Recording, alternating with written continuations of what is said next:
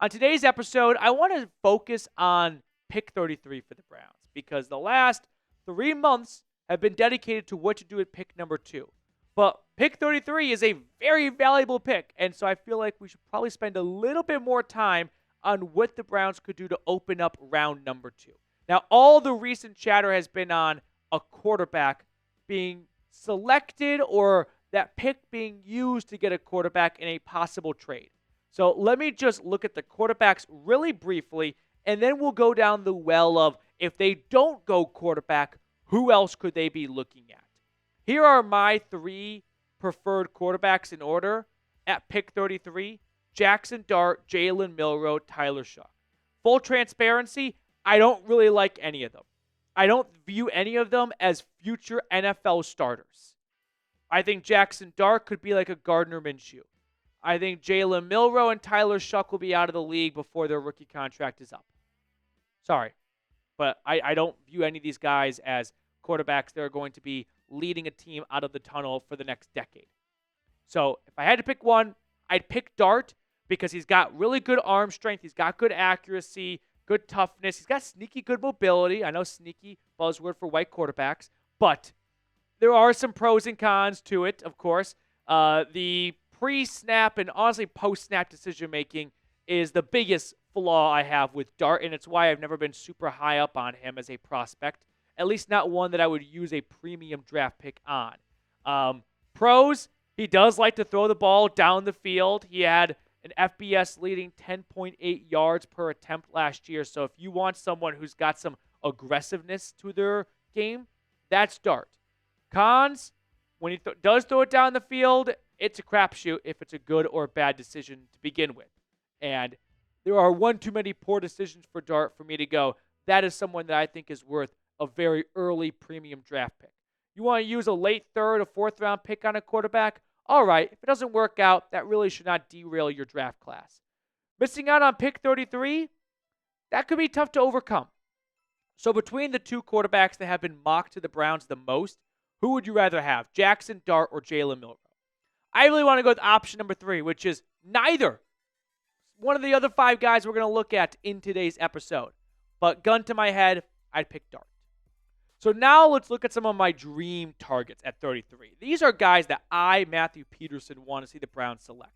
Coming in at number 5, I'm going to go with the Ohio State left tackle, Josh Simmons. So Buckeye fans, don't stand up all at once right now and flip the table over, but I do have a Buckeye on my list. A little bit of background on Simmons. He started off at San Diego State, played right tackle, transfers to Columbus, and he starts at left tackle for 2 years at OSU. Now, as we all should know by now, he unfortunately had a season-ending knee injury. It was a season-ending torn patella tendon in his left knee during the Oregon game. He expects to be ready to roll by rookie minicamp, and that's a very remarkable and very quick recovery. Injuries are major red flags for teams, and teams will do a lot of research on these medicals, and it could just straight up eliminate you from their big board. But if you do suffer an injury early in your career, that's the time to do it. Nick Chubb suffered a horrific knee injury in Georgia and was very good in the NFL. So I'm not too concerned about his ability to bounce back. He's young. He's going to rehab harder than ever before because he knows his livelihood depends on the start of his NFL career if he wants to get a good second contract. So the injury to me is not something that I'd cross him off my big board. I also want to just verbalize that left tackle for the Browns has been severely overlooked. We have spent so much of the offseason talking about which quarterback to get. And then who's better, Abdul Carter or Travis Hunter? And throughout all of this, no one has given much attention to the fact that DeJuan Jones has had season-ending injuries in back-to-back years. Jack Conklin is playing on a new 1-year contract, and he's had 3 major injuries in his NFL career. We should probably be spending a little bit more time looking at a new left tackle. Now, the unfortunate thing is it's not a very good tackle class, which is why Simmons comes in at number 5 on my list because he may not go round 1 at all. But if there is a guy that I could see slipping from 1 to 2, that I have a preference for, it would be Josh Simmons out of OSU. At number 4, I'm going to go with the Ole Miss defensive tackle, Walter Nolen. This is more of a best player available type pick. I think Nolan's just going to be an outstanding interior pass rusher at the next level. 6'3", 300 pounds. He's got a very unique football career path.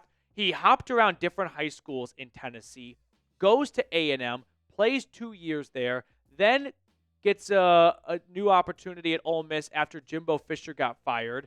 And with the Rebels last year, all he did was put up an All-American and first-team All-SEC kind of season. He led the team in terms of sacks from the interior with 6.5, and teams love defensive tackles that can get after the quarterback.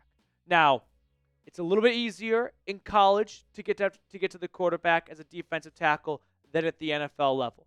Siaki Ika is a good example of someone who had 3 sacks one year at Baylor, but we all know how that worked out in the NFL. Nolen, though, I think is in a little bit of a different, grouping. One, he's not 330 pounds and just kind of fell once or twice on top of the quarterback when they're playing the School of the Deaf and Blind in September. No, he put together some really good games in SEC conference play. And I got him at number 4 because I feel like the Browns could be looking to bring in a new, younger defensive tackle to pair with Hall for the future. Shelby Harris is going into the final year of his contract. Malik Collins was brought in as a cheaper replacement option for Dalvin Tomlinson. But beyond 2025, they really only have one thing going at DT, and it's Hall. So why not create a little bit more havoc on the interior without sacrificing too much size and run-stopping abilities, which Nolen can offer as well. Before we look at players 3, 2, and 1, I do have to give a quick shout-out to Game Time. Game Time is our awesome sponsor for today. They make getting tickets faster and easier, even for hard-to-get playoff seats. Prices on the Game Time app actually go down the closer it gets to tip-off. With killer last-minute deals, all-in prices, views from your seat, and their lowest price guarantee, Game Time takes the guesswork out of buying NBA playoff tickets. So if you want to go to a Cavs game, you want to go to Cavs game, a Guardians game, or any other sporting event in your area, get with Game Time. Last-minute deals, save up to 60% off buying last minute for sports, concerts, comedy, theater. Take the guesswork out of buying tickets with Game Time. Download the Game Time app, create an account, and use code CHATSPORTS for $20 off your first purchase. Terms apply. Again, create an account and redeem code CHATSPORTS for $20 off. Download the Game Time app today. Last minute tickets, lowest price guaranteed. My third dream target for the Browns at 33 is safety Malaki Starks. This one's a little bit out of left field, but try and stick with me because I think you might come around to my point of view by the time I finish talking about Starks. A little bit of background on the Georgia DB. One thing I like about him a lot is the versatility he offers. He played safety, he played nickel, and in an era where the nickel position continues to grow in importance, I don't think you can underestimate how valuable Starks would be on a team. He can play free safety, like I said, which I think he'll probably do mostly in the NFL. But with the way the Browns DBs played last year, I don't think it's a bad idea to invest in this room on the earlier side in this draft. Greg Newsom's going into a contract year, as is Martin Emerson. You've got Grant Delpit not coming off the strongest campaign a year ago. Rodney McLeod retired. You cut bait with Juan Thornhill. There are a lot more question marks in the secondary that I think we want to give credit for. So I think getting a versatile Swiss Army knife type DB like Malaki Starks, who I think at the next level, by the way, is going to be just a rock-solid, dependable piece. I think it's someone that Jim Schwartz can just count on to know, hey, that is someone that's not going to be a liability for me. And how many times have the Browns safeties and corners had miscommunications? Malaki Starks was more like a linebacker for Georgia's defense a year ago. He was making sure all of his teammates were lined up correctly. Man, what a nice breath of fresh air that would be compared to Juan Thornhill, who was always either in the wrong position or in some kind of miscommunication with someone. So Starks may not scream like a great big need for the Browns, and safety is not one of the biggest important positions out there, but it was when the Browns lost to the Jets a few years ago, and it was a handful of times last year where guys were running wide open. You know where that did not happen? In Athens, Georgia last year, because Malaki Starks, since day one as a true freshman, walked onto that campus and started immediately. Started 42 straight games to wrap up his collegiate career. I feel like that could be a really fun pick for the future that may not seem like a huge need at the moment, but you're going to love having him on your team in a very quick amount of time. Now, if you enjoy our draft coverage, show me by liking today's video. It would really go a long way to boost the channel, get more eyeballs here, allow us to grow as a channel. So if you can go ahead and like the video if you haven't yet, I would really appreciate it. At number 2 now, I've got UNC running back Omarion Hampton. I'm going to use number 2 and spoiler number 1 as my propaganda machine to push running back at pick 33. The Browns should be way more interested in some of these backs than the rumors have indicated so far leading up to the draft. Hampton last year for the Tar Heels, 1,600 yards, 15 touchdowns for a second straight year, and nearly 6 yards a carry. He can play in all 3 downs. He's good out of the backfield as a receiving threat as well. 38 grabs, which isn't a huge number, but in college football, your quarterback rarely gets to the 4th read, which is often the running back, right? Usually it's 2 or 3 receivers, a tight end, and then the back. So for him to get to 38 receptions, I think speaks volumes to the receiving ability he brings to the team. But the reason why I'm using Hampton as my number 2 player is the rare combination of size and speed. Every draft we hear a couple of buzzwords: size and speed, twitchiness. That's a good one too, right? This is no exaggeration though. Hampton is 6 foot, 221 pounds, and at the NFL Combine ran a 4.46 40-yard dash. That, ladies and gentlemen, is a rarity to find that level of speed with that size.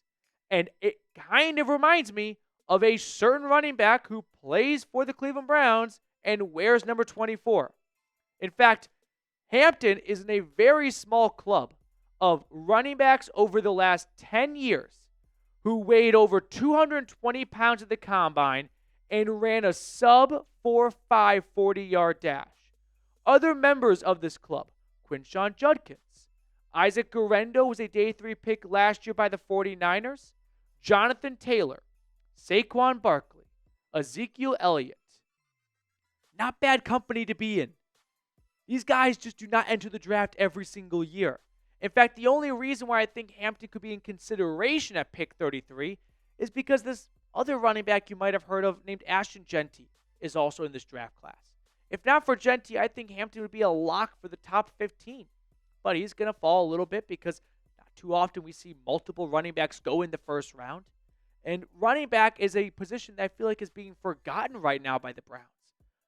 Show of hands, who does not want Jerome Ford leading this team for 17 games next year? I would never say that to Jerome Ford's face because I'm a coward, but on YouTube I will. The Browns should look to upgrade at running back. And maybe that's the plan in round 3, but I would not be upset if it gets accomplished in round 2 and you go get someone like Omarion Hampton or Iowa's and Ohio native Kaleb Johnson. The Buckeyes didn't make him an offer. Sure, that's something they led to regret, but in Iowa, he was a monster running back his final season. 6'1", 224 pounds, so similar size as Hampton, but a little bit slower, ran a 4.57 40-yard dash. When you throw the tape on, he runs way faster than what that number indicates, right? There's pad speed and there's underwear speed. I care more about pad speed. The difference is that it's not just pads and underwear. It's also, when you got the ball in your hands, do you run with full confidence like you did in February in Indianapolis? Or do you maybe pull back a little bit because it's not quite the same when you're running just straight on the sideline of Lucas Oil versus you're running through a defender and you got that timidness to not go full speed. But Jaxson last year, I want to point out a couple of things to you guys. One, he averaged 6 yards a carry. Keep in mind, that was 6 yards a carry in an offense that ranked bottom 5 in pass attempts. So what did that mean for Jaxson? It meant he faced stacked and loaded boxes on first, second, and third down. The opposing team knew they weren't going to throw it. They knew they'd run it. And despite the defense knowing what the offense's game plan was, he still churned out an awesome season. 21 touchdowns, 1,500 yards. And he wasn't just like this goal line merchant, by the way. He rattled off some really nice long runs. Now, he may not have the top home run speed. I remember that same criticism given to Nick Chubb. And then I remember the Raiders game in his rookie campaign, where he laughed at people that said he's not quite fast enough. Listen, he's fast enough when the pads are on for me. And the way I like to look at it is if I've got two different running backs, running back A, running back B. Running back A on 3rd and 4 is going to get the first down 9 out of 10 times. Running back B is going to give me a 70-yard touchdown run every 4 weeks. I'd rather have running back A. I'd rather have the guy that I feel more confident in to move the chains and keep the offense on the field than the occasional home run hitter. It's also just kind of the way I look at baseball, right? Do you want someone who every so often gets a home run but has a bunch of strikeouts? Or do you like a good contact hitter who, can still get some pop? That's Jaxson in my eyes. So either him or Hampton, I think, would be awesome picks for the Browns at pick 33 to unfortunately find their new franchise running back. All right, let me know who your dream draft pick is down below in the comment section for the first pick in round number 2. Let's pick a card to wrap up today's show. Reed, tell me which card you'd like to get. Reed says Jack of Hearts. I'm going to go with King of Hearts. Changing it? Queen of Clubs? No, 5 of Clubs. 5 of Clubs. Thank you all so much for watching. Really appreciate your support of the channel. We're going to sign off and see everyone later.